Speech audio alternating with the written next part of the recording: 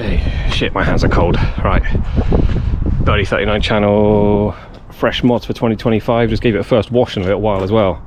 Yeah, as you can see from my last video, main difference obviously new wheels. Really like them.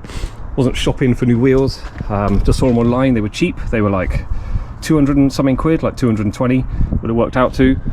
And yeah, I liked them. The condition. Okay, battery ran out on my GoPro, so I'm changing to this camera. Right, so yeah, wheels. They were good. They were cheap. They were good condition, I could see, but they were just really dirty. So I've washed them and brushed them out and stuff. They look all right now. Bit paint chipping off, and they've had some scuffs repaired and stuff. Whatever. Anyway, they're fine from a distance. The design of them, they're holes, yeah. So any crap from inside the wheel just kicks out and then sits in there. And if they're not washed clearly, it's just all going to accumulate in these little scoops, which is what had happened.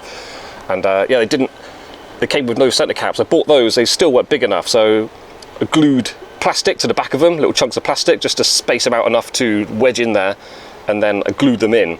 Bit nervous about whether they would last, but they've been in there like almost 2 months now, still going. Next time I take the wheels off for any reason, I will reinforce them in there, because I don't need access to that. I need to do anything with the car as the wheel comes off anyway. Cool, so yeah, that's the wheels. When I bought them, they had, these are 175/60 R15. They came with tyres on, but they were 195/60, and according to a website I like called willtheyfit.com, it tells you like you can understand what you've got and how far it sticks out. So when you've got different widths and different ET measurements and stuff, you can figure out what your new wheels are going to do on your car before you buy them, which is helpful. So yeah, it came with 195/60 tyres, so they're wider, and then because they're wider, that 60 is a percentage of the width, so a little bit taller as well. Yeah, they, according to the website, I sort of knew what to expect, and it seemed to be correct. They were just going to fit. And I put them on, I drove it, it was all right, but as soon as you going around a corner and it's a bit bumpy, it's scuffing too much. So I think the back was actually all right, but the fronts were just scuffing. I thought, I can't do it. I don't mind a bit of scuffing, but just every corner is too much.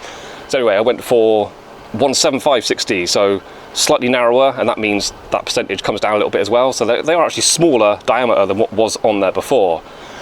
And the car, I lowered it a bit more than if you can tell. That's probably the lowest point underneath the rear jacking point. I can still lower it a little bit more. If you didn't know, I live in Japan, yeah, and I go out quite often at night after the kids go to bed. I go out on it like 10:30 at night. Real petrol head culture out here, so everyone's racing the motorbikes around, loads of custom cars out. It's really good fun. So sometimes there's some guys I know, they all park up. They've all got like, mostly white as well, like 80s kind of boxy design cars, a lot of Toyota Crestas, Mark IIs and stuff. A couple of Nissans as well.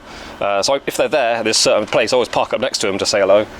Their cars are so low, it's really opened my eyes to what's possible. It's like, I'm just looking around their car, like the gaps under their arches and stuff, and just the distance, the space they got under the car. I'm just like laughing, I'm just like, no way, like how do you drive it?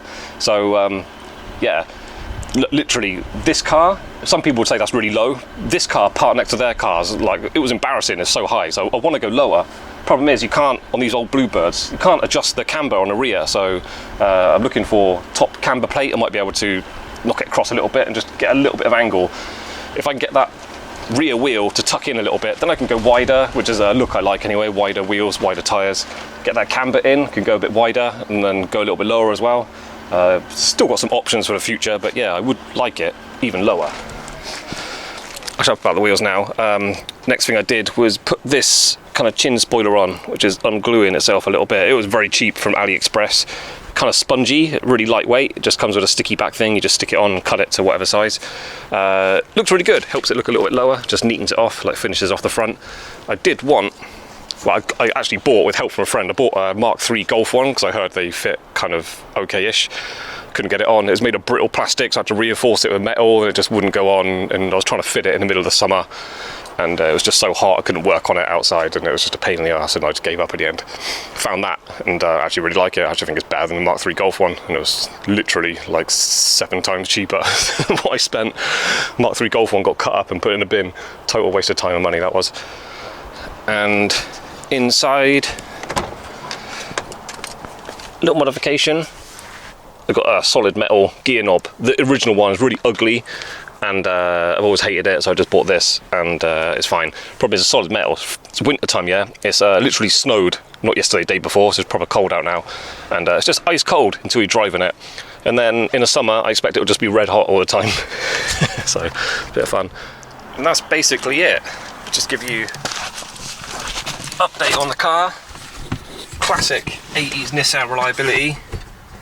If your car's even been half maintained well, you shouldn't have any trouble with it in the future. So what I do is I turn it on. It's freezing cold, yeah. Like I've got a temperature gauge down there. That's 2.06 degrees C. So not hot out at all. I pump throttle once. There you go. That's it. Perfect. So that's it. Happy New Year 2025. Hope you have a good one. Hope you're invested in Bitcoin. It's about to go up. If not, whatever, do what you want. And yeah, join me again on the next upload for more Bluebird action. One more thing. A long time ago, I was over there and I pointed the camera over here. This was all like derelict land. And I said, we're about to buy this land and put a garage on it. 3 years later, here we are. Brand new, brand spanking new. This is an electronic door. This is going to be my garage, my workshop and stuff. Really happy about that. And but I can't open it yet. It's not finished. It's all the electric's got to be done inside. So literally still parking everything outside.